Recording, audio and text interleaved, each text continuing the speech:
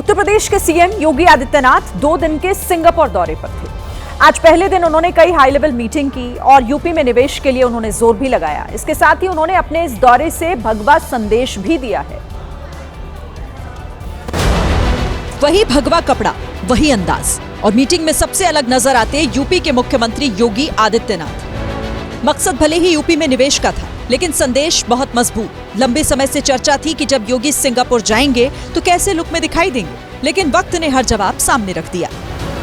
CM योगी कभी global investment company Temasek के chairman से मिले, कभी जीआईसी के चीफ एग्जीक्यूटिव ऑफिसर लिम चाओ कियाट से मिले, तो कभी आईटीई कॉलेज के सेंट्रल कैंपस और एरोस्पेस सेंटर का दौरा करते दिखाई दिए। इसी तरह सीएम योगी ने तमाम लोगों के साथ बैठक की और यूपी में इंडस्ट्रियल कॉरिडोर, डेटा सेंटर और ऊर्जा भंडारण परियोजनाओं के क्षेत्र में निवेश के लिए कंपनियों को आमंत्रित किया।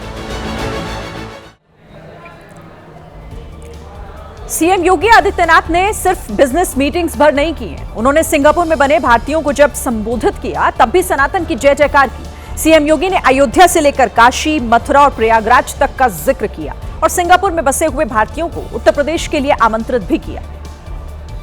सीएम योगी ने सनातन की खूबसूरती बयां करते करते अयोध्या में बने राम मंदिर की याद दिलाई। अयोध्या में जब हम श्री राम जन्मभूमि पर भगवान श्री राम के भव्य राम मंदिर के निर्माण की बात करते हैं तो केवल राम मंदिर नहीं, ये भारत की मर्यादा का एहसास भी हर भारतवासी को कराता है। बात विरासत से शुरू होकर विकास तक भी पहुंची और बीच बीच में पिछली सरकारों पर इशारों ही इशारों में हमले भी किए। अब वो दंगों वाला यूपी नहीं है। अब उत्तर प्रदेश के अंदर न कर्फ्यू है न दंगा है, अब यूपी में सब चंगा है। सीएम योगी ने कार्यक्रम में मौजूद लोगों को होली की शुभकामनाएं भी दी और जयकारा भी लगवाया। अभी अगले माह के प्रारंभ में ही होली आ रही है। होली की शुभकामनाएं भी आप सबको मैं देता हूं। आप सब मेरे साथ बोलेंगे, नमः पार्वती पतिये हर हर, नमः पार्वती पतिये, जय जय श्री राम। सीएम योगी ने कार्यक्रम में मौजूद लोगों को यूपी में बढ़ती विकास की रफ्तार के बारे में भी बताया। हिमाचल प्रदेश का शांत इलाका घुमारवीं भीषण सड़क हादसे से दहल उठा, जहां एक तेज रफ्तार ट्रक की चपेट में एक स्कूटी आ गई। 11 साल के एक बच्चे की इसमें दर्दनाक मौत हो गई। सड़क किनारे चलती स्कूटी सबको दिखी, बस उसी को नहीं दिखी जिसको दिखनी उस वक्त सबसे ज्यादा जरूरी थी। पहाड़ की घुमावदार सड़क पर ड्राइवर ने ऐसे ट्रक दौड़ाया कि एक परिवार के घर दुखों का पहाड़ सैलाब बनकर टूट पड़ा। तस्वीरों में ट्रक ड्राइवर की गलती साफ दिखाई जब उसने ट्रक की स्टीयरिंग घुमाते वक्त ध्यान ही नहीं दिया कि उसके इतने करीब स्कूटी भी चल रही है। हद तो तब हो गई जब टक्कर मारने के बाद ट्रक ड्राइवर ब्रेक की जगह रेस पर पांव रखकर मौके से फरार हो गया। हादसे से जमीन पर गिरे 11 साल के मासूम की मौके पर मौत हो गई, जबकि उसके पिता और बहन को भी चोटें आई हैं। एक तरफा इश्क में अक्सर इंसान शायर बन जाता है, लेकिन पंजाब में एक तरफा इश्क में पागल एक युवक कातिल बन बैठा और उसने पति के साथ जा रही अपनी पूर्व प्रेमिका पर कातिलाना हमला कर दिया। दिन दहाड़े फायरिंग की ये सनसनीखेज वारदात सीसीटीवी कैमरे में रिकॉर्ड हो गई। वीडियो में साफ दिखा कि लाल रंग की टी-शर्ट पहने आरोपी ने मरून सूट वाली युवती के सिर में गोली मार दी। गोली लगते ही युवती सड़क पर गिर पड़ी। इसके बाद युवक ने दोबारा गोली मारने की कोशिश की, लेकिन पिस्तौल चली नहीं। इसके बाद हमलावर ने फिर से पिस्तौल में गोली भरी और युवती को करीब से एक और गोली मार दी। इस खौफनाक वारदात से चंद सेकंड पहले के वीडियो में महिला अपने पति के साथ स्कूटर पर जाती दिखी। तभी सामने से आए हमलावर ने उनका रास्ता रोक लिया।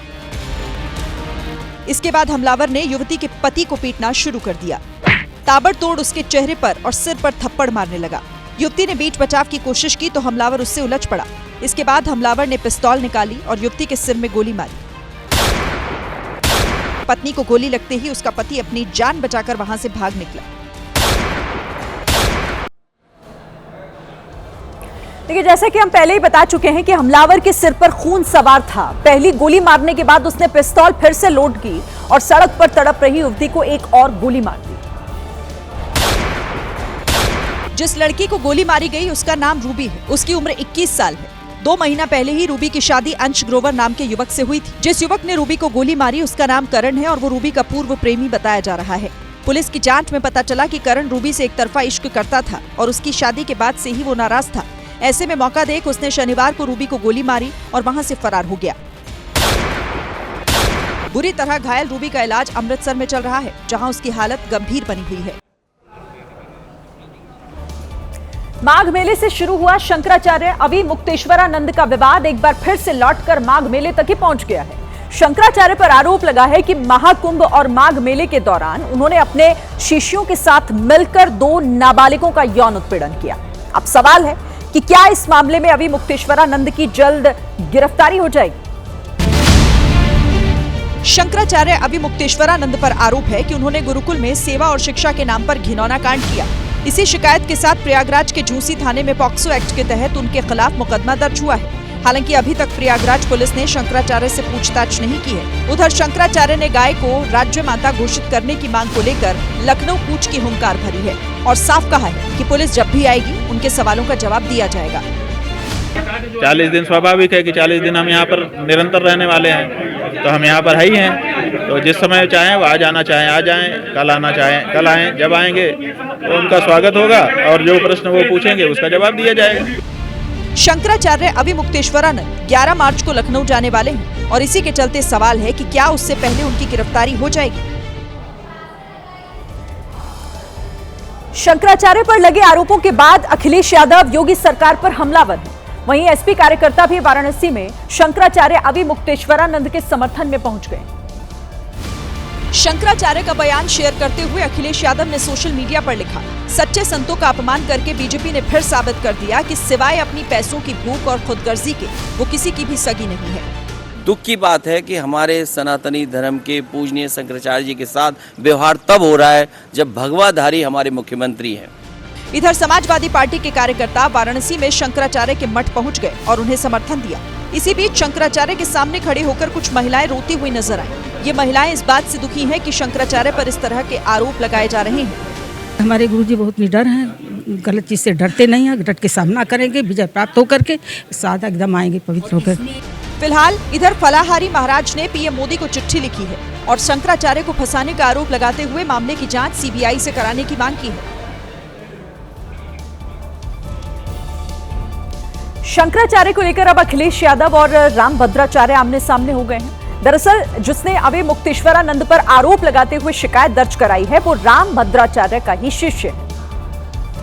अखिलेश यादव ने प्रेस कॉन्फ्रेंस करते हुए रामभद्राचार्य की फाइल खोल दी थी। अगर उनका ये चेला है तो मुझसे गलती हुई है। हमने कभी आदरणीय पूजनीय रामभद्राचार्य जी पर 420 का मुकदमा था, वो वापस लिया था। मुझे उन्हें जेल भेज देना चाहिए था। 420 के मामले पर जब रामभद्राचार्य से सवाल हुआ तो उन्होंने कोई जवाब नहीं दिया। गुरुजी कुछ जवाब दे दीजिए, अखिलेश यादव बड़ा गंभीर आरोप लगा रहे हैं। नहीं, कुछ नहीं, कोई जवाब नहीं देंगे गुरुजी? नहीं, जवाब दे दिए।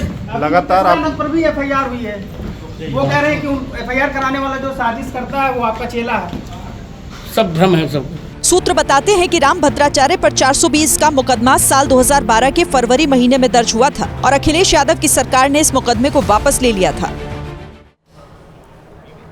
अब एक बड़ी खबर जो नोएडा से आ रही है, जहां पर सेक्टर 49 इलाके में एक तेज रफ्तार थार ने ई रिक्शा को टक्कर मार दी है और इस हादसे में 3 लोग गंभीर रूप से घायल हो गए हैं। पुलिस ने थार ड्राइवर को हिरासत में ले लिया है। तो नोएडा से बड़ी खबर, जहां एक थार ने ई रिक्शा को टक्कर मारी जिसमें 3 लोगों के गंभीर रूप से घायल होने की खबर है। फिलहाल अपडेट यह है कि पुलिस ने इस थार ड्राइवर को हिरासत में ले लिया है। जम्मू कश्मीर के किश्तवाड़ जिले में सेना ने आतंकियों के बड़े नेटवर्क को बर्बाद कर दिया है। भारतीय सेना ने आज बताया कि उन्होंने किश्तवाड़ में सक्रिय सभी 7 आतंकियों को ढेर कर दिया है। उनकी तस्वीरों के आगे क्रॉस लगाया गया है। इसके लिए घाटी में पिछले 326 दिनों से एक ऑपरेशन चलाया जा रहा था। उस ऑपरेशन में बड़ी सफलता तब लगी जब सेना ने किश्तवाड़ के आतंकियों के मुखिया सैफुल्लाह और उसके 2 साथियों को भी मार गिराया। आतंकियों के खात्मे के लिए सेना ने ऑपरेशन त्राशी 1 चलाया था। भारत माता की जय, कालिका माता की जय। अब करीब 1 साल में उस ऑपरेशन की सफलता के बाद सेना ने जयकारा लगाकर जश्न मनाया। जैश के आतंकियों के खात्मे के बाद किश्तवाड़ में उनके छिपने के ठिकाने को भी रॉकेट लॉन्चर से उड़ाया गया था। पाकिस्तान से आए आतंकियों को मारने के बाद सेना ने उनके हथियारों का जखीरा जब्त कर लिया था। हालांकि ऑपरेशन का दूसरा पार्ट आना बाकी है, जिसमें उन आतंकियों के मददगारों पर एक्शन होगा। वैसे सभी लोग जिन्होंने इस ग्रुप को यहाँ पनाह दी थी, आने वाले वक्त में आपके सामने वो कार्रवाइयाँ भी आपको दिखेंगी। जैश के कमांडर सैफुल्लाह के मारे जाने के बाद किश्तवाड़ एरिया में उसके नेटवर्क पर चोट की जाएगी। भारत माता की